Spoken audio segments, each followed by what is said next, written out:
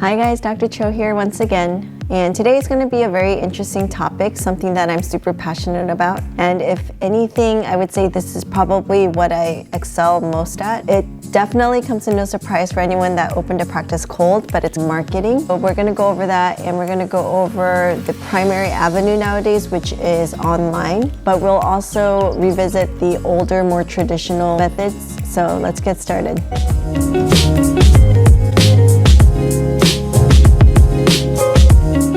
First of all, I kind of want to take you guys back about 7 years ago when I opened my practice cold, and it was in a super saturated city.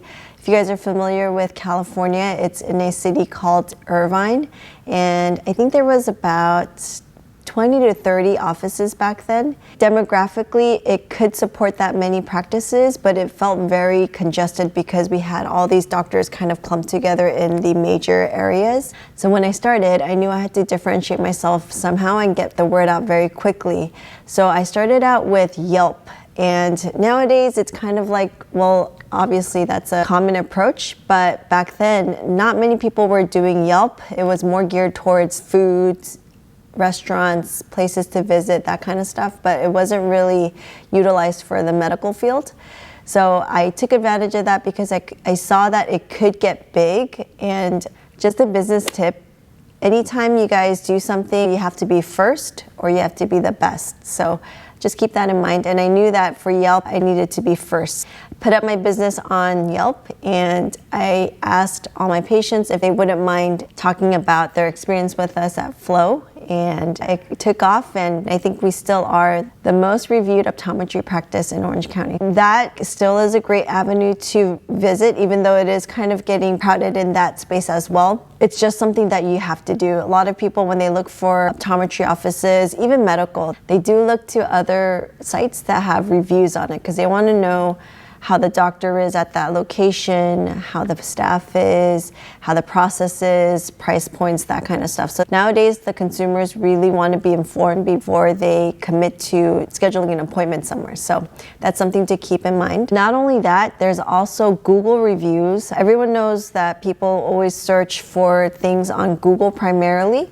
So having a good standing on that site is really important because Google uses their metrics to analyze who should be at what place on the website. They kind of rank it. You want to make sure that you have good reviews on their Google review sites. So that's another thing that you should do. Personally, I knew that I was burdening the patients to write 2 reviews back then, so I just focused on one of them, and it was Yelp. You can do the same thing with Google. Nowadays, there are obviously programs that can make it very easy. They go ahead and send the patients a direct link to your Google review or Yelp review website. Definitely look into that. There are other websites out there that also do the reviews. Off the top of my head, ZocDoc is one of them. I've never used them before, but I know that they require you to pay a monthly thing. Anything that requires payment is kind of a no-no for me, just because I feel like if you give the patients great customer service and they have a great experience, they usually will refer word of mouth, or they'll go ahead and review you anyways. And there are so many free avenues out there, it's really hard to convince me that you should pay for that. And also for Yelp, I definitely do not recommend paying for that service. That's a whole nother topic. But for me, it's really important to make sure that the patients know that we're not paying for something, reviews. And there's this whole conspiracy theory that people have that if you pay Yelp, they'll bump you up or erase your bad reviews and stuff like that. It's just, I definitely wouldn't go into that if possible. There was a moment in time where I did pay for them at the very beginning because I was convinced that I needed it. And I think that was for about a few months, but it didn't really turn into anything, so I stopped it. So sticking on to the online resource, there are social media, and this one, I don't know, it's, I know you guys probably hear every other day that it's really important to have a Facebook page, have an Instagram page, make sure you update it regularly, stuff like that. Personally, we do have an Instagram and a Facebook page, and we do try to update it pretty regularly. However, I don't know if we get that many patients from that stream. Patients that do follow us there feel like are people that already are patients of ours. A lot of this is based on personal and from the consensus that I get from colleagues and from friends and both older and younger demographics. And I don't think they ever go to Instagram or Facebook to find their optometry office. They usually go to review sites because it's the power of peer influence. So this is my bottom line. You should have it just so that people know that you're tech savvy. But I don't know if it's worth it to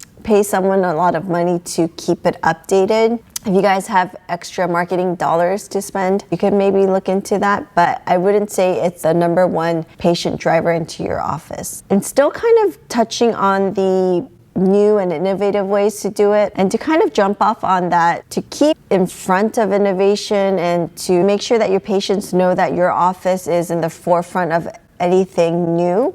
To kind of go on the flip side, there is the more traditional route. So this is something that I did, and there's actually a couple ideas that I can share with you guys.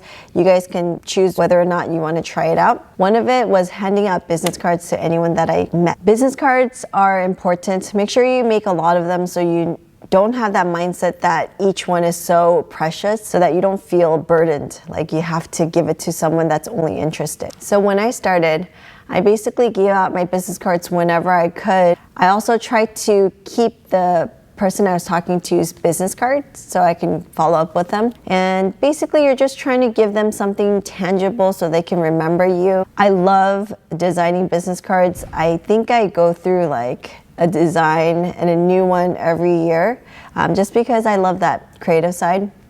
But just have a bunch ready to give. So this is the one that I have. If you guys want any ideas, I love this because it's kind of like a transparent, it just looks very different. Every time I give it out, people get so impressed with it. And I included my signature in it. It has my logo, my website. At one point I even had like a physical location and phone number and even fax number, but I think gone are those days. So I actually just keep it very simple. I keep it with my Facebook, Instagram, and my website. And it's very easy for people to keep it just because it's so flexible, so it doesn't create a dent in wallets. This is getting very technical, but it fits into any wallets very easily and it doesn't cause a crease. It also doesn't have the edges where it can get kind of worn out. Now that I'm getting super into this, but I've made a lot of business cards over my business life. At the edges, I didn't like how it kind of got worn down and it started looking older. Also paper, it tends to have a lot of transfer on it, so I didn't want that. And so I went with this kind of, I forget the name of it, but it's almost like a plastic. I don't know exactly. PVC or something like that. And you always want something really eye-catching so people want to hang on to it. This is just mine, but basically what I did was I went over, gave my business cards out to anyone I met, any potential partnerships, especially with doctors or hospitals, clinics.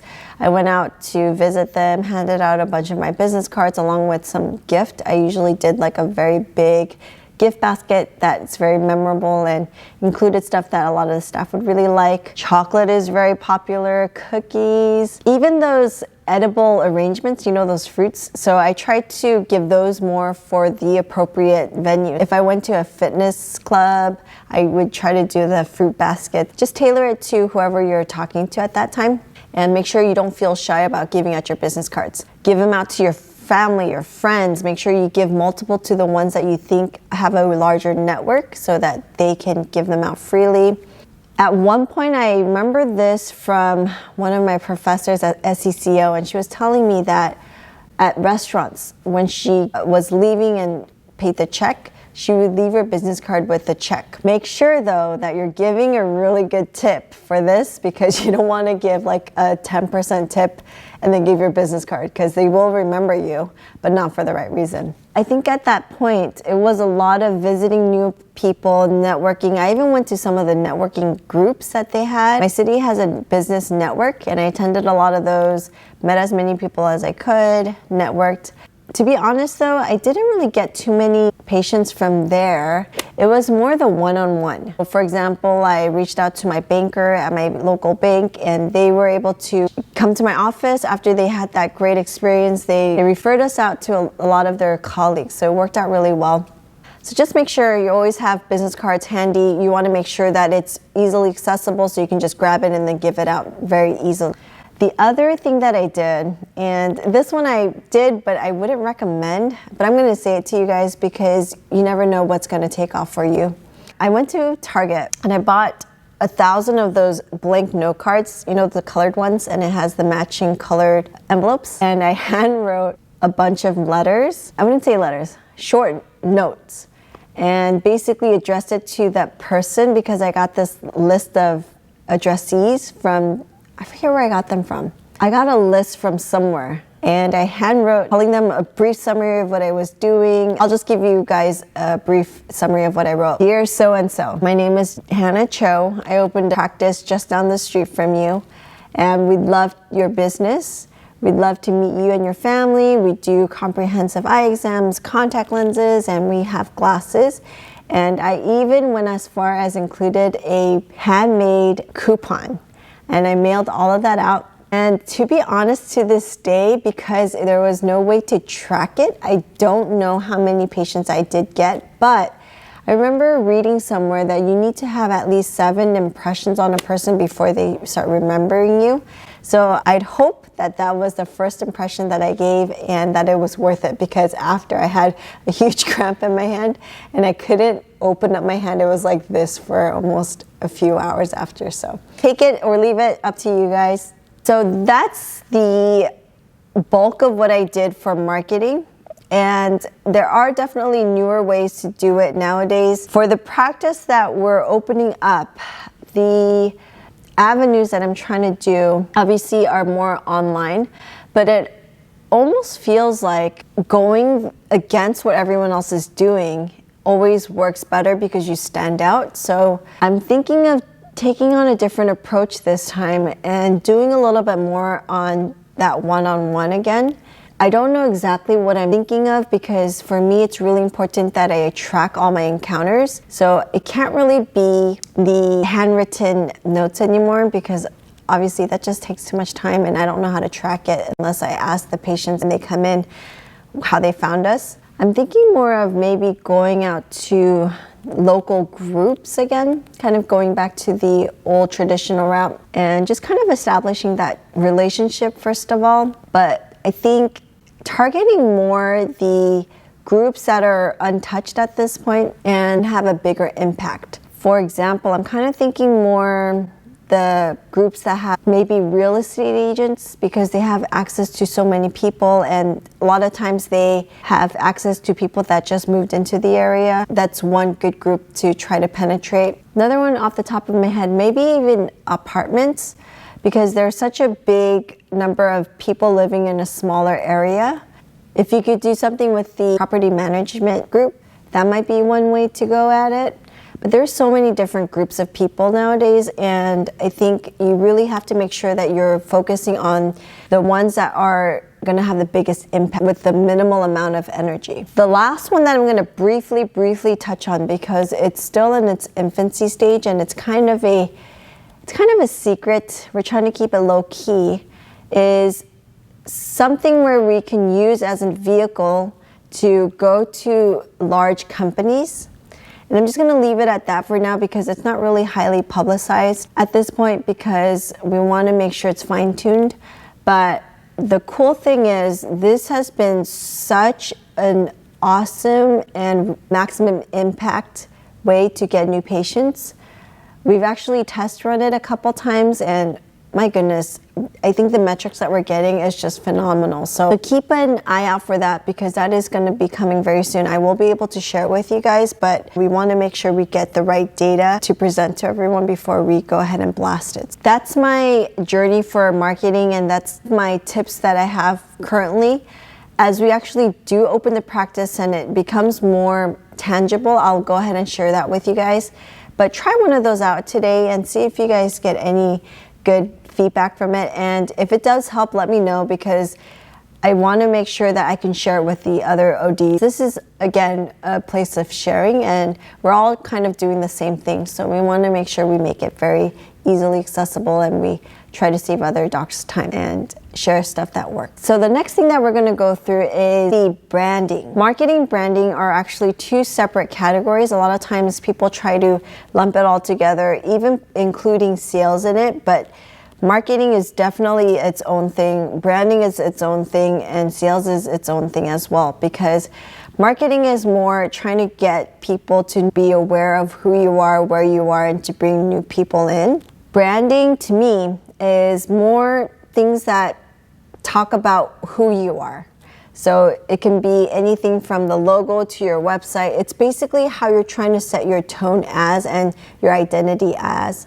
It's what people know your office as. That's, to me, what a brand is. Sales, on the other hand, specifically for the optometry office, is actually your one-to-one direct sales to your patients. This is where the optical, contact lenses, even some of the services can be considered sales. And what I mean by services are the specialty stuff, orthokeratology, dry eyes. That's all lumped into sales. It's when you have to try to educate patients about investing in something that is helpful to the patient. So that's what I think is considered sales. And I hate to use the word sales, but I think we have to get very comfortable with it.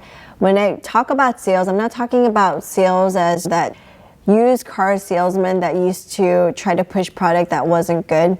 Sales is more, to me, educating patients so that they have the knowledge to make the decision with their capital. Another branch that can be included in sales, I think, is the business to business. I'm not talking about an optometry business to an optometry business. I'm talking more about an optometry business to the network of local businesses where you can have a very mutually beneficial, kind of going back to that real estate agent idea, that would be considered part of that sales. When you're owning a practice, you're not just thinking about patient sales, even though it's very easy to, but you're thinking about marketing and branding and sales. You have to make sure all of this is lined up and you have it running all the time and optimized for it to be constantly growing. Let me know if this is helpful for you guys. For me, it's hard to gauge where you guys want me to get more into detail for, because I can be saying all this stuff and all of it could be not helpful, and the purpose of this is to be helpful. So if you guys can give me some feedback, whether you can send me a quick email letting me know what you guys find helpful, that would be very good for me so I know where to focus my attention. So keep an eye out for that next video about branding. And I have some interviews coming up where I'm kind of going to sprinkle in as experts in their industry, so that you guys can also get input from other people besides me, because sometimes hearing from one person isn't very helpful, which was one of the things that I learned from my interview with Dr. Sacco. So if you guys didn't watch it, make sure you check out those doctor interviews, because my goodness, I've learned so much and I felt like I grew so much right away. So I guess I'll see you guys at the next episode.